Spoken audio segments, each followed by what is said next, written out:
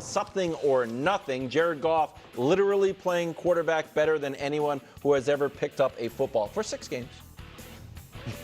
Completion percentage and passer rating, the best ever. Brew, we'll start with you. Something or nothing? It's something. He's been terrific.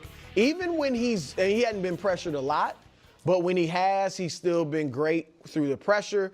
And I'm really happy for Jared Goff because I felt it was unfair. And I get it if Stafford was better than him.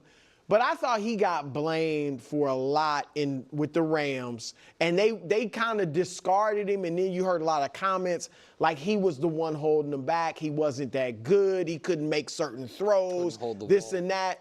And I look, that dude, they had one of the best offenses we had seen in a long time with him at quarterback. They got to the Super Bowl. It took Belichick to shut him down in the Super Bowl. Like, he was great with the Rams. So I'm glad to see him playing well in Detroit, and I think getting some of the credit he's deserved. Yeah, this is definitely something. And then you watch the way he performed yesterday in the weather, in inclement weather, raining, windy, all the things, with his gloves on, putting the ball right where his receivers could make sure catches. Like, I thought he's just been playing in a different mindset and mind frame from a confidence standpoint, from understanding the belief that they, as an organization and as a head coach and as a play caller and Ben Johnson has in him.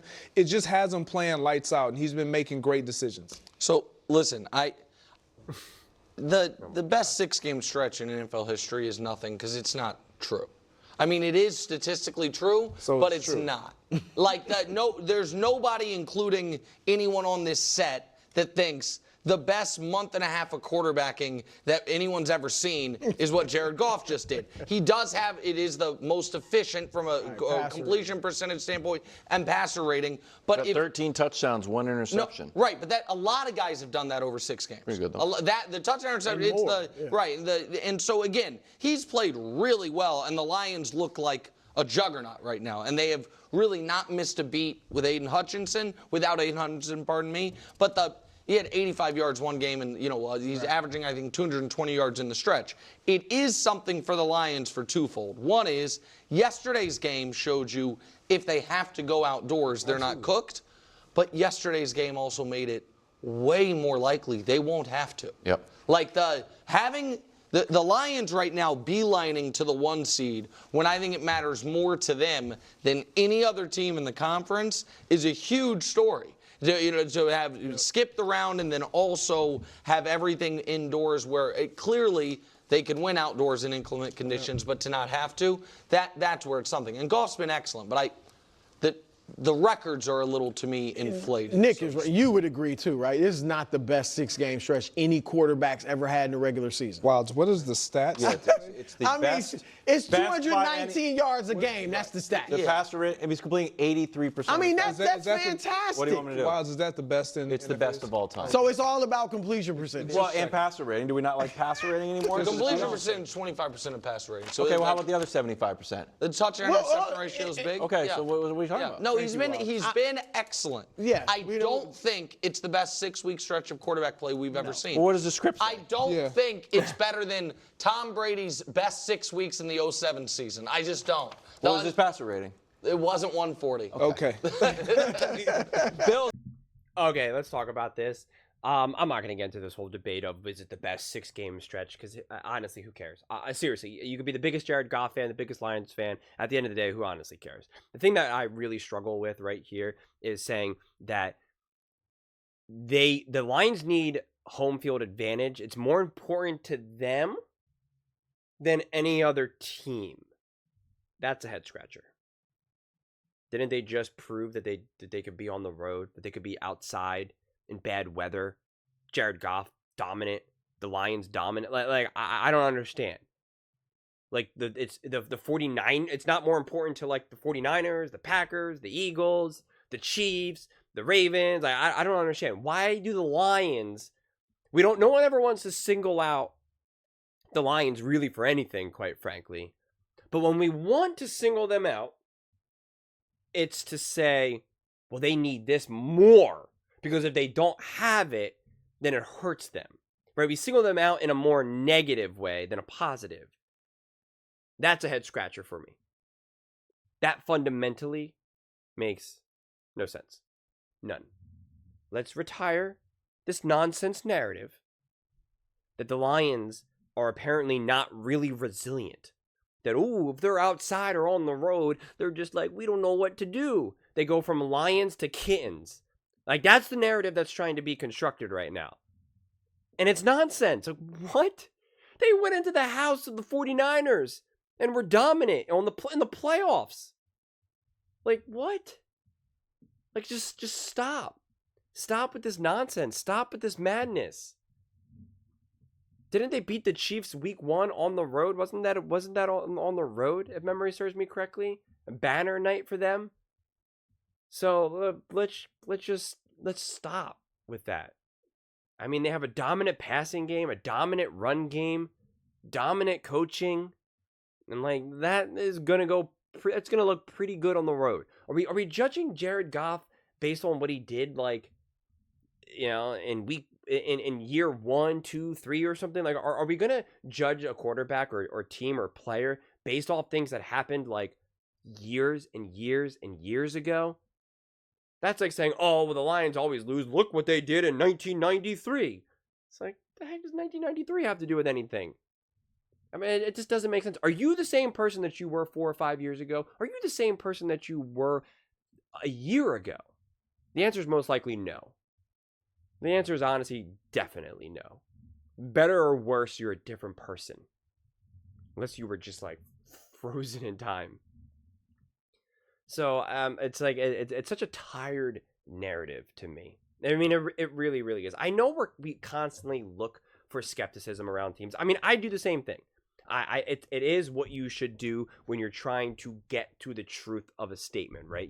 You are supposed to attack an argument, look for the negatives, look for reasons why something is not true, rather than look for things that are true. I talked about this before, right? That way is how you kind of you get closer to the truth, because otherwise, you do get this kind of compromised view of something, right? Overly optimistic, and we also know that pessimistic people actually tend to see the world, are closer to the reality than optimistic people. So on one side, I get it. On the other side, though, we could be skeptical. You could go into this season or have these games unfold and be skeptical and say, I don't know how the Lions will look outside, or Jared Goff, or this. I think that's okay. But then when they prove that narrative to be false, to then still have that skepticism, or to still then carry the narrative of like, well, they need this because reasons, that's what I take issue with, right? So this is something. The Lions have been dominant. Jared Goff has been dominant. They have clearly shown to be the best team in the NFL. They have. I've been saying that for weeks now. I mean, what they can do is just insane. And honestly, the pressure is on the Lions to win the Super Bowl. That should be the conversation. The conversation shouldn't be, is this something or nothing? What about inside versus outside? On the road versus home? The conversation we should be having is, what do the Lions need to do to lock down their Super Bowl? What do the Lions need to do to secure their Super Bowl? How will the Lions face against the Ravens or the Chiefs in a Super Bowl? Right? Like, those are the conversations that people should be having now. Who can stop the Lions? What do the 49ers need to do to beat the Lions? What do the Packers need to do to beat the Lions? What do the Chiefs need to do? Right? Like, that's the way it should be. But instead, we're like, is this something or nothing? Goff playing unbelievably well. What? How could it be nothing? How could it not be something? We keep having backwards, weird conversations about the Detroit Lions. And I don't get it. They showed us who they were at the end of, 21 or 22? 22, I guess. They certainly showed us who they were in 23. And now they continue to show us who they are in 24. It's like they're banging this drum, and everyone's just like has their fingers in their ears singing la la la la la la la. Like, I don't understand. Is it because they didn't win Super Bowls in the 80s and 90s that people could be like, oh, this is who the Lions are about? Historically, we know how great they can be. And because they have like an opposite narrative, we just like don't assume. Like, how did that work out for the Cowboys? The Cowboys got those assumptions because of Super Bowls they won like 30 years ago. Has that helped them win Super Bowls in the last 30 years? Has that helped them get to an NFC championship game in the last 30 years? The answer is no. The answer is no. So this whole idea of using a reference point that has nothing to do with the present, I mean, it just makes no sense. My rule of thumb is I don't care what you did before the iPhone was even invented, before we had to say smartphone, right? What you did before then in sports means nothing to me at this point. Okay, it means nothing. Going to the moon was an accomplishment. We've moved on to Mars. Okay, we literally send robots to Mars. Let's put this all in context here. So I'm excited to see what the Lions have in store for us. I think the pressure is all on them to get the job done this season, to lock in a Super Bowl, because it feels like if they don't reach the Super Bowl, they don't win the Super Bowl, it's not going to be just, well, the other team was just better than us. It'll be because they beat themselves somehow, which puts the pressure on them. So the real question is how or will they accomplish it? I'll be locked in and can't wait to find out. But those are just my thoughts. I'd absolutely love to hear yours. What do you guys all think about the Detroit Lions, Jared Goff, and the team as a whole just balling out?